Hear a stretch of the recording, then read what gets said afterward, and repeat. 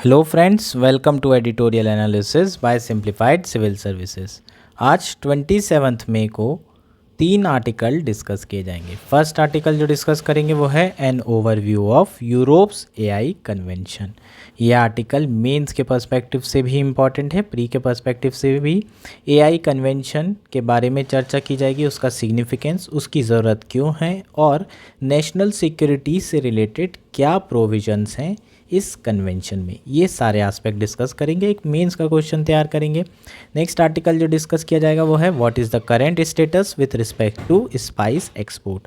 Spice का export से related data, इसे डिस्कस करेंगे जो कि प्री पर्सपेक्टिव से इम्पॉर्टेंट है। स्पाइस बोर्ड के बारे में बात करेंगे, ये भी प्री में आपको पूछा जा सकता है।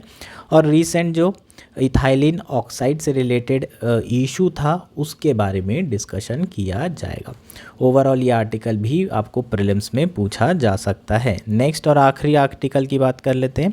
Parties choose middle age to older man to fight 2024 polls. जो लोकसभा इलेक्शन चल रहे हैं उसमें जो कैंडिडेट्स खड़े किए हैं पार्टी ने, उनकी एवरेज एज क्या है उसके बारे में चर्चा की जाएगी। कितने वुमेन कैंडिडेट्स हैं, इससे रिलेटेड डेटा बेस्ड आर्टिकल है।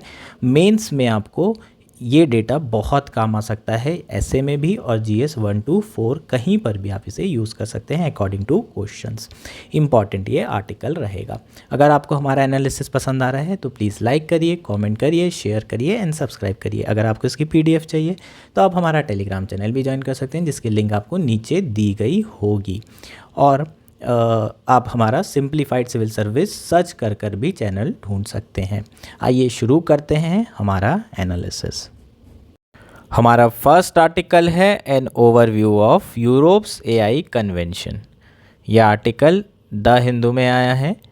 GS 3 मेंस के पर्सपेक्टिव से बहुत इंपॉर्टेंट है। आपको डायरेक्टली मेंस में क्वेश्चन पूछा जा सकता है। यूरोप का जो एआई कन्वेंशन है वो फ्रेमवर्क के बारे में बताइए, उसके सिग्निफिकेंस के बारे में बताइए, इस तरीके से चीज़ें आ सकती है। तो वो मेंस का एक क्वेश्चन हम तैयार करेंगे। प्री पर्सपेक्टिव से इक्वली इम्पॉर्टेंट। प्रीलिम्स में पिछले कुछ सालों में काफ़ी इस तरह के क्वेश्चन आए हैं जो यूरोपियन यूनियन से रिलेटेड, कोई कन्वेंशन से रिलेटेड हैं, ट्रीटी से रिलेटेड हैं, या फिर डेटा प्रोटेक्शन से रिलेटेड कोई कन्वेंशन आया है, ट्रीटी आई है। इस तरह की चीज़ें बहुत पूछी जाती है प्रीलिम्स में। GDPR पूछा गया था लास्ट ईयर, US और यूरोपियन यूनियन के बीच में एक ट्रीटी हुई थी, उसके बारे में आया था। तो प्री पर्सपेक्टिव से भी बहुत ज़्यादा इम्पॉर्टेंट है। इसके अलावा काउंसिल ऑफ यूरोप के बारे में बात करेंगे जो आपको प्रीलिम्स में पूछा जा सकता है। तो प्री पर्सपेक्टिव से ये एस्पेक्ट कवर किए जाएंगे। तो हमारा जो डिस्कशन पॉइंट्स होंगे उसे देख लेते हैं।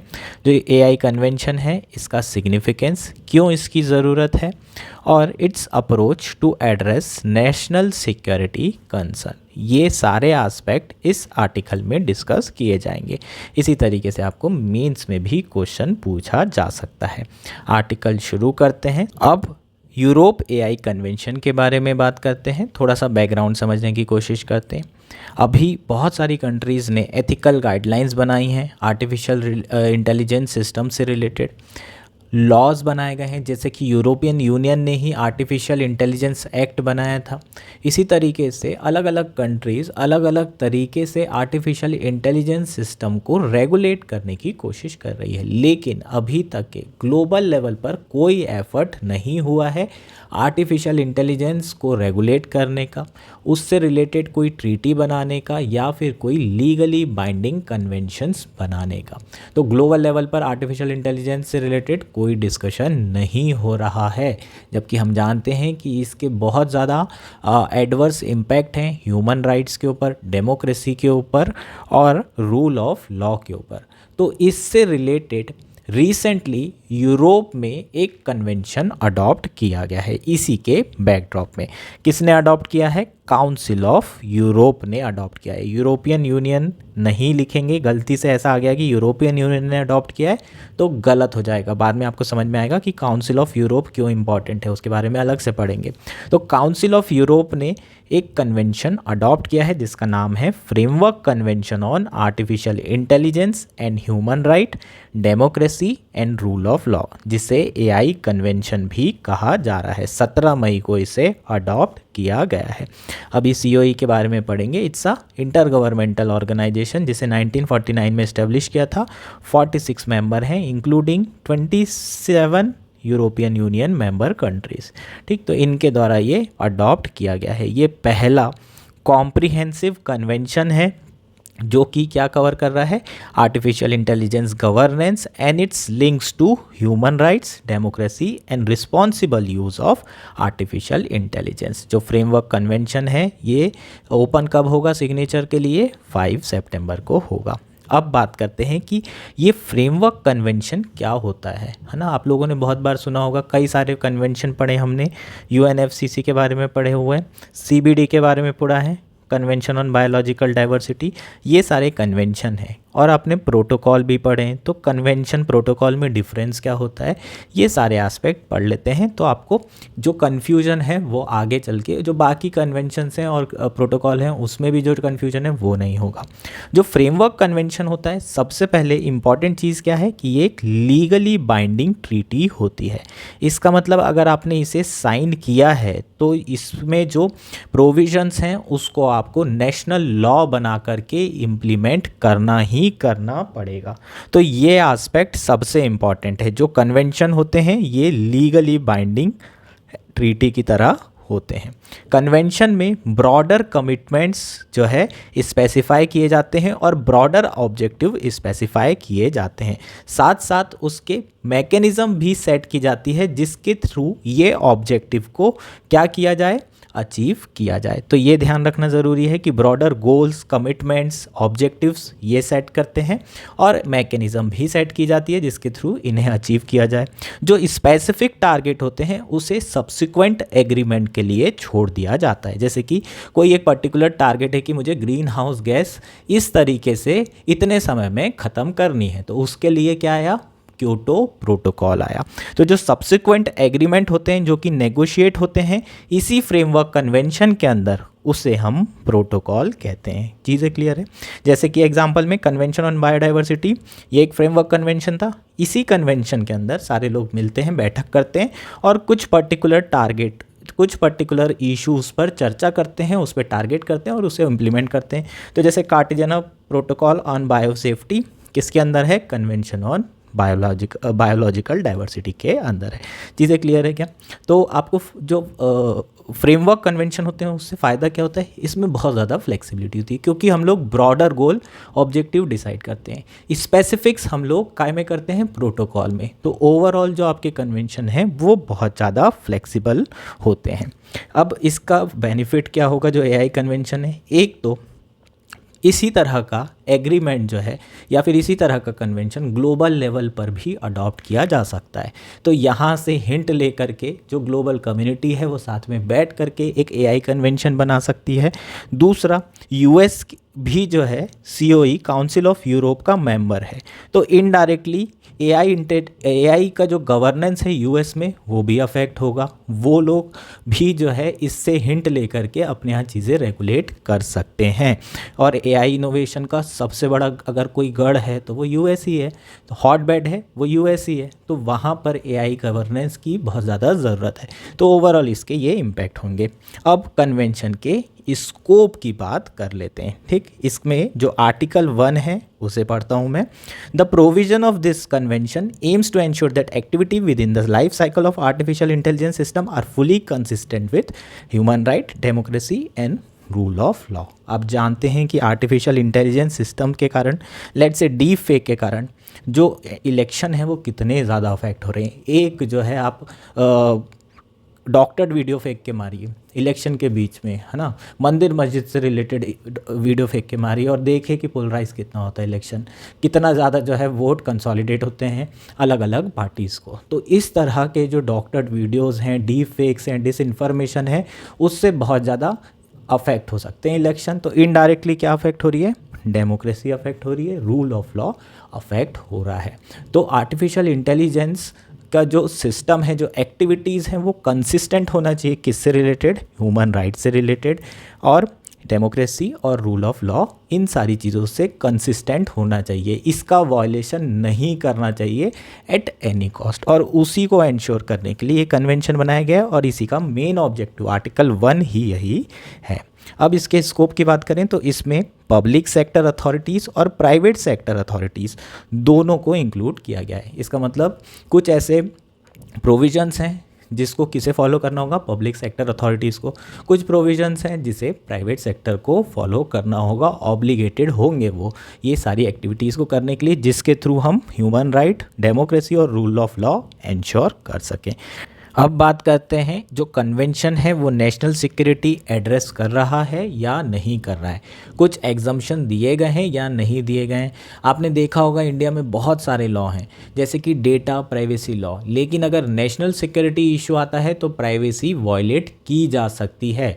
मान लीजिए आपके व्हाट्सएप मैसेजेस पढ़ने का अधिकार नहीं है सरकार को, लेकिन अगर कोई ऐसा केस होता है जैसे प्रिवेंटिव डिटेंशन केस है, टेररिज्म से रिलेटेड केस है, तो जो भी एक्यूज़ होगा उसकी प्राइवेसी को वॉयलेट किया जा सकता है। तो ये सब क्या है, एग्जम्पशंस हैं based on the national security interest. तो इस कन्वेंशन में भी नेशनल सिक्योरिटी को इंश्योर करने की कोशिश की गई है। जो एग्जम्पशंस हैं वो किस आर्टिकल में दिए हुए हैं, 3.2, 3.3 और 3.4 में, जो किससे रिलेटेड है, नेशनल सिक्योरिटी इंटरेस्ट से, research, development and testing, national defence respectively, है ना। तो जैसे एआई कन्वेंशन है, तो एआई अगर रिसर्च लेवल पर ह्यूमन राइट वायलेशन कर रहा है तो वहाँ तक के हम उसे करने देंगे। उसके जो एडवर्स इम्पैक्ट है उसको, अगर वो प्रोटोटाइप बनाएंगे उसके बाद उसके एडवर्स इम्पैक्ट को कम करेंगे तभी उसे फाइनली कमर्शलाइज किया जाएगा और कंट्री में इम्प्लीमेंट किया जाएगा, यूरोपियन कंट्रीज़ में। लेकिन अगर हम उसे रिसर्च लेवल पर ही रोक दें तो आर्टिफिशियल इंटेलिजेंस तो सिस्टम डेवलप ही नहीं होगा, कभी इनोवेशन होंगे नहीं। तो हमें कुछ एग्जम्पशन देना ज़रूरी है, तो यहाँ पर भी एग्जम्पशन दिए गए हैं और इसी के कारण जो मिलिट्री एप्लीकेशन ऑफ एआई है उसे एआई कन्वेंशन के अंदर कवर नहीं किया है। हालांकि ये कंसर्निंग ज़रूर है, लेकिन ये एक प्रैग्मेटिक मूव है क्योंकि अभी कंसेंसस नहीं है कि इस एप्लीकेशंस को किस तरीके से रेगुलेट किया जा सके। कुछ जनरल ऑब्लिगेशन हैं जो कि आर्टिकल 4 में दिए गए हैं related to protection of human right, article 5 में दिए हैं डेमोक्रेटिक प्रोसेस और उसकी इंटीग्रिटी को एंश्योर करने से रिलेटेड प्रोविज़न, डीप फेक और डिस इन्फॉर्मेशन से रिलेटेड जो प्रोविज़न है वो डायरेक्टली प्रोविजंस नहीं डाले गए हैं, डायरेक्टली इसे एड्रेस नहीं किया गया है। लेकिन आर्टिकल 5 के अंदर जैसे कि डीप फेक डेमोक्रेसी को अफेक्ट कर सकता है डिस इन्फॉर्मेशन के थ्रू, तो डेमोक्रेसी से रिलेटेड जो प्रोविजंस होंगे उसी के अंदर हम डीप फेक डिस इन्फॉर्मेशन को एड्रेस कर पाएंगे। अब क्वेश्चन है कि आखिर हमें एआई कन्वेंशन क्यों चाहिए, और इनफैक्ट हमें एआई कन्वेंशन ग्लोबल लेवल पर क्यों चाहिए। ये तो सिर्फ यूरोपियन यूनियन में हुआ है और जो काउंसिल ऑफ यूरोप की कंट्रीज़ हैं वहाँ पर जो है उनके द्वारा अडॉप्ट किया गया है, तो हमें ग्लोबल लेवल पर क्यों चाहिए उसके बारे में बात करते हैं। ऑलरेडी फंडामेंटल राइट्स हैं, ऑलरेडी डेमोक्रेसी है बहुत सारी कंट्री में, लेकिन उसे दोबारा से असर्ट करने के लिए हमें इस तरह के कन्वेंशन चाहिए, क्योंकि हम जानते हैं कि जो आर्टिफिशियल इंटेलिजेंस सिस्टम है वो बहुत तेज़ी से जो है डेवलप हो रहे हैं, इसमें रिसर्च एंड डेवलपमेंट बहुत ज़्यादा तेज़ी से हो रहा है ना। लोगों की कई बार प्राइवेसी बचती है, कई बार जो है लोग मीम मटेरियल बन जाते हैं और उसके बाद उन्हें बहुत ज़्यादा ट्रोल किया जाता है, उसके कारण मेंटल टॉर्चर कितना हो रहा है। तो पर्टिकुलर इंडिविजुअल को हम किस तरीके से बचा सकते हैं, ये जो टेक्नोलॉजी है वो बहुत तेज़ी से ग्रो कर रही है, बड़ी कॉम्प्लेक्स है, तो हमें रेगुलेशन की ज़रूरत होगी और ग्लोबल लेवल पर उस रेगुलेशन की ज़रूरत होगी। इसलिए हमें आर्टिफिशियल इंटेलिजेंस कन्वेंशन चाहिए, वो भी ग्लोबल लेवल पर। ऑलरेडी जो हमारे राइट्स हैं, existing right, human right, fundamental right, उसी को असर्ट करने के लिए, प्रोटेक्ट करने के लिए at national and international level हमें इस तरह के एआई कन्वेंशन की ज़रूरत होगी, जो कि एक कॉम्प्रिहेंसिव अप्रोच रहेगी जिसके थ्रू हम एआई सिस्टम की जो रिस्क है उसे मिटिगेट कर पाएंगे। और इंश्योर कर पाएंगे कि ह्यूमन राइट्स और डेमोक्रेसी क्या हो सके, वॉयलेट ना हो सके, इंश्योर कर पाएंगे कि ये सेफ हो सके, सेफ गार्ड रह सके। चीज़ें क्लियर है। होपफुली ये सारा आर्टिकल समझ में आ गया होगा। अब जो काउंसिल ऑफ यूरोप है वो इम्पॉर्टेंट है, ये आपको प्रीलिम्स में पूछा जा सकता है। It is a leading human right organizations, ये वर्ड ध्यान रखेंगे, कीवर्ड है, which aims to uphold democracy, human right and rule of law in Europe. Total कितने मेंबर हैं? 46 मेंबर हैं इंक्लूडिंग यूएस। 27 यूरोपियन यूनियन के मेंबर्स हैं इसमें, और कुछ बाहर कंट्रीज़ भी इंक्लूडेड है, तभी 46 टोटल मेंबर होंगे। ये यूनाइटेड नेशन का ऑब्जर्वर स्टेटस पाया हुआ है, यूरोपियन यूनियन से अलग है, सेपरेट है, इसलिए जब भी एआई कन्वेंशन की बात होगी और ऐसा आएगा ऑप्शन में कि यूरोपियन यूनियन ने इसे अडॉप्ट किया है, तो वो गलत होगा, सीओई ने इसे अडॉप्ट किया है। ऐसे छोटी छोटी चीज़ें ही आपको पूछी जाती हैं और यहीं हमसे गलतियाँ हो जाती हैं। 1949 में इसे इस्टेब्लिश किया गया है, फ्रांस में इसका हेडक्वार्टर है, स्ट्रेसबर्ग में। ये सारी जो इन्फॉर्मेशन है आपके प्री पर्सपेक्टिव से इंपॉर्टेंट है, पूछा जा सकता है, बिल्कुल पूछा जा सकता है। तो ये कंप्लीट हमारा आर्टिकल हो गया। कहीं कोई इशू हो तो आप कमेंट करके पूछ सकते हैं। हमारा नेक्स्ट आर्टिकल है what is the current status with respect to spice export. यह आर्टिकल द हिंदू में आया है, GS3 मेंस के पर्सपेक्टिव से इम्पॉर्टेंट है, लेकिन मेंस में ऐसे डायरेक्टली क्वेश्चन नहीं पूछे गए हैं, लेकिन प्री पर्सपेक्टिव से बहुत इम्पॉर्टेंट ये आर्टिकल है। प्रीलिम्स में पिछले कुछ सालों में अगर देखेंगे एग्रीकल्चर कमोडिटी के डेटाबेस क्वेश्चन बहुत पूछे गए हैं, जैसे कि एग्रीकल्चर कमोडिटी के प्रोडक्शन क्या है, ओवर द ईयर्स कितना प्रोडक्शन रहा है, बढ़ा है, घटा है, राइस का, वीट का, इस तरह के क्वेश्चंस आ रहे हैं। एक्सपोर्ट कौन सी कमोडिटी का लार्जेस्ट है, राइस के ऊपर क्वेश्चन पूछा जा चुका है। तो इस तरह के जो data based information factual questions हैं वो लगातार पूछे जा रहे हैं। और यहाँ पर हम जो है किसकी बात करेंगे, मसालों की बात करेंगे, स्पाइसेस के बारे में चर्चा की जाएगी। इससे रिलेटेड जो डेटा है उसे डिस्कस करेंगे। इस बार हो सकता है कि स्पाइसेस से रिलेटेड चीज़ें आपको पूछ ली जाएं। अच्छा, ये न्यूज़ में क्यों है, ये तो हम पहले भी डिस्कस कर चुके हैं। रिसेंटली इंडियन एक्सप्रेस में एक आर्टिकल था जब हमने डिस्कस किया था। क्या था वो आर्टिकल, याद है क्या कुछ? कोई बात नहीं, मैं बताता हूँ कंटेक्स्ट क्या है। रिसेंटली हांगकांग और सिंगापुर फूड अथॉरिटीज़ के द्वारा कुछ स्पाइसेस मिक्स प्रोडक्ट्स थे जो कि MDH और एवरेस्ट ग्रुप के मिक्स मसाले थे। उन मसालों को हांगकांग सिंगापुर मार्केट से रिकॉल कर लिया गया था। क्यों कर लिया गया था? क्योंकि जब यहाँ की जो फूड अथॉरिटी है हांगकांग की, सिंगापुर की, उन्होंने जब इसको चेक किया तो इसमें स्टेरिलाइजिंग एजेंट इथाइलिन ऑक्साइड की जो मात्रा है वो प्रिस्क्राइब्ड लेवल से ज़्यादा आई थी, और अगर ये एक्सेसिव अमाउंट में अवेलेबल होगा तो इसके कारण कैंसर होने की संभावनाएं बढ़ जाती है। तो जो इथाइलिन ऑक्साइड है एक्सेसिव अमाउंट में, उसके कारण क्या हो सकता है, कैंसर हो सकता है। और इन्हीं कारणों से यहाँ की जो फूड अथॉरिटी है उन्होंने कुछ प्रोडक्ट्स को जो कि MDH ग्रुप के थे उन्हें क्या किया था, मार्केट से हटा दिया था। बैन नहीं किया था, ये याद रखेंगे। गलती से बैन ऑप्शन में आ गया तो राइट नहीं मार्क करना है, रिकॉल किया गया था, दैट्स इट। ठीक, उसके बाद जो इंडियन अथॉरिटी है वो एक्शन में आई। उन्होंने जितने भी इंडिया में स्पाइसेस हैं उसमें ETO की जो मात्रा है उसको टेस्ट करना शुरू किया, ताकि इंडिया के लोगों को ये इशू ना आए, और जो कंपनीज़ हैं मैन्युफैक्चरिंग कंपनीज़ वो भी कंप्लाई करें जो भी स्टैंडर्ड्स हैं ग्लोबल लेवल पर, ताकि एक्सपोर्ट को नुकसान ना हो।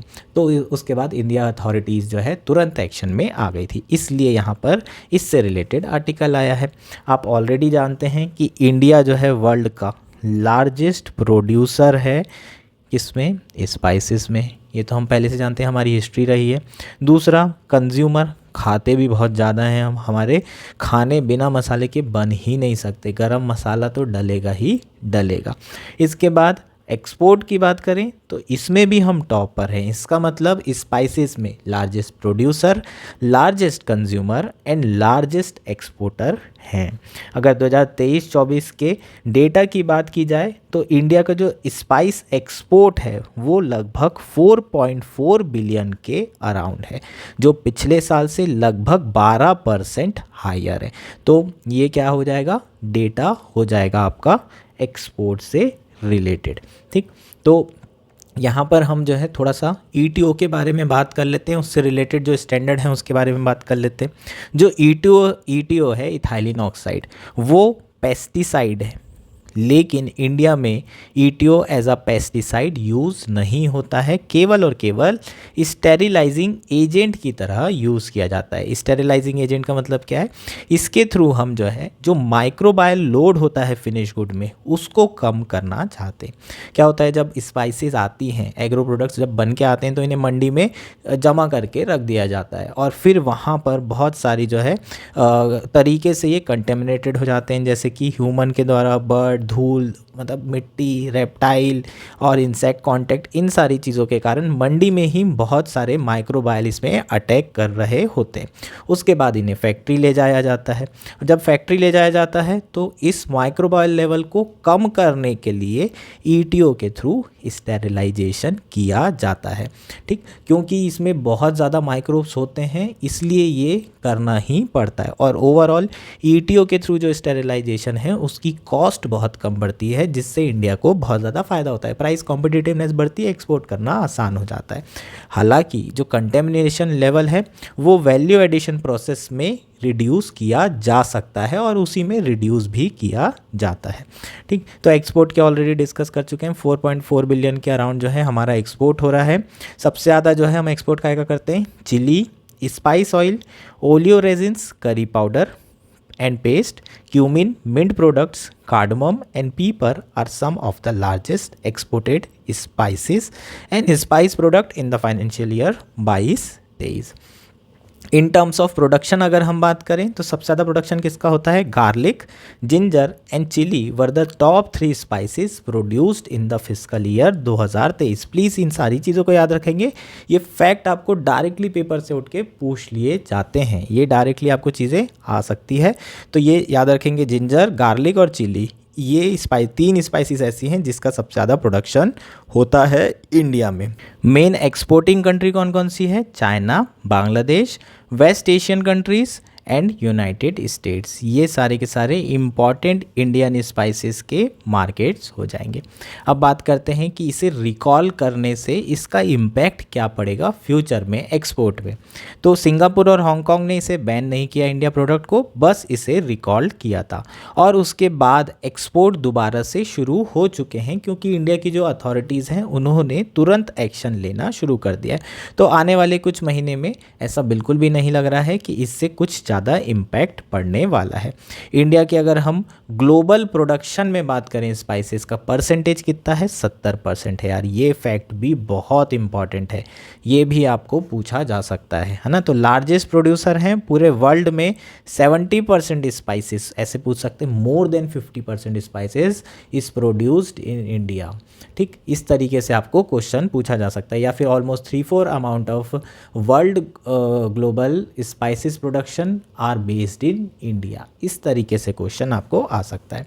नाउ बात करते हैं कि जो ईटीओ है, इथाइलिन ऑक्साइड और maximum pesticide residue level MRL, इसके अलग अलग कंट्री ने डिफरेंट स्टैंडर्ड्स अडॉप्ट कर रखे हैं। अगर आप यूरोपियन यूनियन की बात करें तो उनके बहुत ही ज़्यादा स्ट्रिंजेंट नॉर्म्स हैं ईटीओ से रिलेटेड और मैक्सिमम पेस्टिसाइड रेसिड्यूअल लेवल से रिलेटेड। तो इसलिए यूरोपियन यूनियन मार्केट में इंडिया के स्पाइसेस इतने ज़्यादा एक्सपोर्ट नहीं होते हैं। जापान की बात करें तो जापान जो है केवल ऑर्गेनिक प्रोडक्ट्स को ही इम्पोर्ट करता है। इसका मतलब अगर इंडिया को एक्सपोर्ट बढ़ाना है अपने स्पाइसेस का तो उसे ऑर्गेनिकली ही प्रोड्यूस करना पड़ेगा। जो इंडिया की वो है इंडस्ट्री, वो सरकार से कह रही है कि भाई आप डिस्कशन करिए, ईयू को बोलिए कि अपने जो स्ट्रिंजेंट नॉर्म है उसे क्या करे, रिलैक्स करे, ताकि इंडिया का जो एक्सपोर्ट है वो बढ़ सके। यूरोपियन मार्केट में ईटीओ के थ्रू स्टेरिलाइजिंग अलाउ ही नहीं है। इसका मतलब अगर आप अपने प्रोडक्ट में स्टेरिलाइजिंग कर रहे हैं थ्रू इथाइलिन ऑक्साइड तो वो प्रोडक्ट आप जो है यूरोपियन यूनियन को नहीं भेज सकते। हालांकि ईटीओ जो है परमिट की गई है किसके द्वारा? यूनाइटेड स्टेट्स के द्वारा। इसलिए इंडिया के जो एक्सपोर्ट हैं यूनाइटेड स्टेट्स में वो बहुत ज़्यादा हो रहे हैं। अगर आप ईटीओ के थ्रू क्या करते हैं, स्टेरिलाइजिंग करते हैं, तो आपकी ओवरऑल जो कॉस्ट होगी वो 5 रुपये पर केजी बढ़ेगी आपके मसालों की। लेकिन अगर आप जो है स्टेरिलाइजेशन स्टीमिंग के थ्रू करते हैं, जो कि यूरोपियन यूनियन ने अलाउ किया है। यूरोपियन यूनियन में अगर आपको प्रोडक्ट भेजना है तो आप गर्म करके ही सारे माइक्रोब्स को स्टीमिंग के थ्रू ख़त्म करेंगे। इस प्रोसेस में 20 से 25 रुपए जो है पर केजी का आपको कॉस्ट बढ़ जाता है। ऐसे में जो प्राइस कॉम्पिटिटिवनेस है वो बहुत कम हो जाएगी इंडिया के जो स्पाइसेस हैं उनकी। इसलिए यूरोपियन यूनियन में जो इंडिया के इंडस्ट्री वाले लोग हैं वो कह रहे हैं कि भाई इनके जो स्ट्रिंजेंट नॉर्म्स हैं उसको रिलैक्स करवाइए ताकि हमारा एक्सपोर्ट भी यहाँ पर बढ़ सके। लेकिन यूरोपियन यूनियन वाले नहीं मान रहे हैं। वो उनका ये कहना है कि हम जहर नहीं खाएंगे, हम लोग पैसे वाले लोग हैं, हम गरीब नहीं हैं। तो ये जो है कुछ इश्यूज़ हैं किससे रिलेटेड, जो आपके स्टैंडर्ड्स हैं उससे रिलेटेड। अब रिसेंटली जो स्पाइसेस बोर्ड है इंडिया का, उसने क्या किया है, उसने जो है डिटेल प्रोटोकॉल जो है इशू किया है किसको, to all the manufacturing export to prevent ETO contamination. तुरंत जो स्पाइसेस बोर्ड है इंडिया का वो तुरंत एक्टिव हुआ है, एक्शन में आया। उसने एक डिटेल प्रोटोकॉल इशू किया जितने भी मैन्युफैक्चरिंग एक्सपोर्टर थे कि भाई तुम ईटीओ का कंटेमिनेशन करने से बचो। ईटीओ का परमिसेबल लिमिट इतना है हांगकांग में, उससे ज़्यादा तुम्हारे प्रोडक्ट में नहीं होना चाहिए। Board also said it was starting mandatory testing of spice consignment to Singapore and Hong Kong for ETO।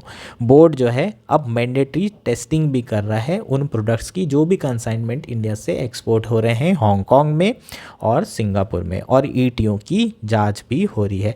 Spice board जो है इंटरनेशनल फूड स्टैंडर्ड्स बॉडी के पास भी गया है और कहा है कि ईटीओ की परमिसेबल लिमिट को सेट करना बहुत ज़्यादा ज़रूरी है। इसका मतलब जो एफएओ का जो कोडेक्स है, जो कि वर्ल्ड इंटरनेशनल लेवल पर फूड स्टैंडर्ड है, उसने ईटीओ से रिलेटेड कोई भी प्रिस्क्राइब लिमिट नहीं दी है कि इस लेवल से अगर आप ज़्यादा यूज़ करेंगे तो ये आपका ईटीओ कैंसरस हो सकता है। वो लिमिट अलग अलग कंट्री ने अलग अलग सेट कर रखी, अलग अलग सब जगह के नॉर्म्स हैं।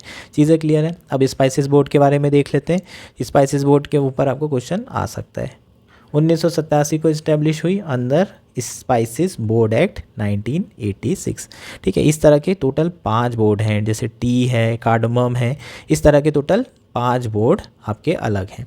मिनिस्ट्री ऑफ कॉमर्स के अंदर आते हैं ये सारे, जितने भी एक्सपोर्ट से रिलेटेड बोर्ड हैं सारे के सारे ministry of commerce and trade के अंदर ही आते हैं। It is responsible for export promotion of 52 scheduled species, जो कि काय में है, इस एक्ट में एनलिस्टेड है। ठीक है, तो एक्सपोर्ट प्रमोशन का के लिए रिस्पॉन्सिबल होते हैं स्पाइसेस बोर्ड। चीज़ें क्लियर है क्या? ये प्री में आपको पूछा जा सकता है, बिल्कुल आ सकता है। ओवरऑल सारी चीज़ें आपको क्लियर हो गई हों। हमारा नेक्स्ट और आज का लास्ट आर्टिकल है, parties choose middle age to older man to fight 2024 polls. ये आर्टिकल द हिंदू में आया है। डेटा बेस्ड इंफॉर्मेशन बेस्ड ये आर्टिकल है, लेकिन बहुत इंपॉर्टेंट ये आर्टिकल है आपके मेंस के पर्सपेक्टिव से, बहुत इंपॉर्टेंट। ये डेटा आप अपने एसए में या फिर जीएस 1 से 4 कहीं पर भी इसका इस्तेमाल कर सकते हैं। अभी मैं आपको समझाऊंगा इसे कहाँ हम यूज़ कर पाएंगे। डेटा एनालाइज करते हैं। क्या डेटा आया है? रिसेंटली जो ऑनगोइंग इलेक्शन चल रहे हैं लोकसभा के, उससे रिलेटेड जितने भी कैंडिडेट अलग अलग पार्टी ने खड़े किए हैं उनकी यहाँ पर एज से रिलेटेड डेटा आया हुआ है। जो एनालिसिस किया गया है वो किसके द्वारा किया गया है? एसोसिएशन फॉर डेमोक्रेटिक रिफॉर्म्स, ये एक एनजीओ है, एडीआर। ये काफ़ी सारे इस तरह के डेटा एनालिसिस करते हैं इलेक्शन से रिलेटेड। ठीक, तो अब बात करते हैं जो डेटा है। बीएसपी ने सबसे ज़्यादा कैंडिडेट फील्ड किए हैं इस इलेक्शन में, तो ये इंपॉर्टेंट चीज़ है, आपको पूछ सकता है क्या पता। बीएसपी के सबसे ज़्यादा कैंडिडेट हैं, उसके बाद बीजेपी के हैं और उसके बाद कांग्रेस के हैं। और कांग्रेस ने इस बार अपनी पूरी हिस्ट्री में सबसे कम कैंडिडेट क्या किए हैं? खड़े किए हैं। ये फैक्ट्स भी आपको पूछे जा सकते हैं कहीं भी, है ना। छोटे मोटे एग्जाम में तो कुछ भी आ जाता है, तो ये ध्यान रखना होगा। सबसे ज़्यादा BSP, Bahujan Samaj party, BJP and then Congress. ठीक, ये जो है क्या है आपके जो कैंडिडेट्स हैं, कौन सी पार्टी ने सबसे ज़्यादा फील्ड किए हुए हैं। इसके बाद केवल 2% बीजेपी कैंडिडेट ऐसे हैं, 7% कांग्रेस कैंडिडेट और 13% बीएसपी कैंडिडेट ऐसे हैं जिनकी उम्र 25 से 35 वर्ष के बीच में है। मतलब अगर आप देखें, India as a young nation, बहुत ही हमारे यहाँ जो एवरेज उम्र है 27-28 साल है, लेकिन उसके बावजूद भी यहाँ पर जो कैंडिडेट हैं जो राजनीति में खड़े हो रहे हैं वो 25 से 35 के बीच में ना के बराबर कैंडिडेट हैं। जीतना तो अलग बात है, लेकिन एक चीज़ यहाँ से क्या पता चल रही है, जो यंग लोग हैं वो पॉलिटिक्स में करियर नहीं चूज़ करना चाहते, पॉलिटिक्स में करियर नहीं बनाना चाहते। जबकि ये जो यंग लोग होते हैं एथिकल होते हैं, ज़्यादा जो है एक्सपीरियंस नहीं होता है लेकिन एथिकल होते हैं, ग्रीड भी कम होती है ना। जो यूपीएससी की तैयारी फ्रेश माइंड जा रहे हैं, ये सारे के सारे, बहुत सारे लोग सिलेक्ट नहीं होते, वो भी राजनीति में आ जाते हैं। तो ये लोग जो है अगर राजनीति में आएंगे तो हो सकता है कि राजनीति थोड़ी बेहतर हो जाए। राजनीति में जो धर्म के आधार पर, जाति के आधार पर वोट मांगे जा रहे हैं, ये सारी चीज़ें कम हो जाए, डेवलपमेंट जैसे मुद्दों पर बात हो, यंग लोगों की जो एस्पिरेशन है उसको फुलफ़िल करने पे चर्चा हो। तो जब तक ये यंग लोग नहीं आएंगे तब तक ये चीज़ें पॉसिबल है क्या? बिल्कुल नहीं। लेकिन ये डेटा यही शो कर रहा है कि 25 से 35 साल की उम्र के बच्चे या यंग लोग बिल्कुल भी पॉलिटिक्स में इंटरेस्ट नहीं ले रहे हैं। इस तरह का क्वेश्चन आपको GS4 में ऑलरेडी पूछा जा सकता है कि क्यों जो है जो यंग पीपल हैं वो पॉलिटिक्स में इन्वॉल्व नहीं हो रहे हैं और हमें क्या करना चाहिए कि यंग लोग politics as a career choose करें या फिर पॉलिटिक्स में इन्वॉल्व हो, पार्टिसिपेट करें। ठीक, इसलिए ये डेटा आपके लिए इम्पॉर्टेंट होगा। अब रिसेंटली वुमेन रिजर्वेशन जो है आया था, सरकार के द्वारा लागू किया गया है अधिनियम, कॉन्स्टिट्यूशन अमेंडमेंट एक्ट लाया गया है। उस समय आर्टिकल आ रहे थे, उस समय ये कहा जा रहा था कि जब इसको वुमेन रिजर्वेशन जब होगा इम्प्लीमेंट तब होगा, लेकिन पॉलिटिकल पार्टीज़ अपने कैंडिडेट तो फील्ड कर सकती है 33% कम से कम वुमेन्स को, इतना तो कर सकते हो आप खुद ही, जब आप करें इम्प्लीमेंट तब करें। तो अब देख लेते हैं कि जो पार्टीज़ हैं उन्होंने कितनी महिलाओं को क्या दी है, टिकट दी है। एक भी पार्टी ऐसी नहीं है जिसने 40% से अधिक महिलाओं को टिकट दी हो। कुछ पार्टीज़ ऐसी हैं जिन्होंने 33% मार्क जो कि रिजर्वेशन वाला है उसे क्रॉस किया है, जैसे कि बीजू जनता दल जो बीजेडी पार्टी है उड़ीसा की, उन्होंने लगभग 33% के आसपास जो उनके कैंडिडेट हैं वो महिलाएं हैं। एनसीपी के सबसे अधिक कैंडिडेट हैं, राष्ट्रीय जनता दल लालू यादव 30% के अराउंड, समाजवादी 20% और ममता बनर्जी ऑल इंडिया तृणमूल कांग्रेस 25% के अराउंड। बाकी AIADMK 3%, communist party of India 7%। तो बाकी जो पार्टीज़ हैं उन्होंने बहुत कम कैंडिडेट्स खड़े किए हैं। कांग्रेस और बीजेपी में भी ये परसेंट बिल्कुल भी ज़्यादा नहीं है।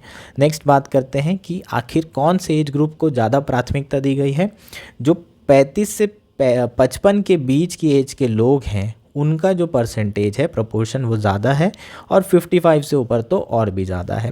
लगभग 55% बीजेपी के कैंडिडेट्स ऐसे हैं जिनकी उम्र 55 से अधिक है और यही कांग्रेस में 47% ऐसे कैंडिडेट्स हैं जिसकी उम्र 55 से अधिक है।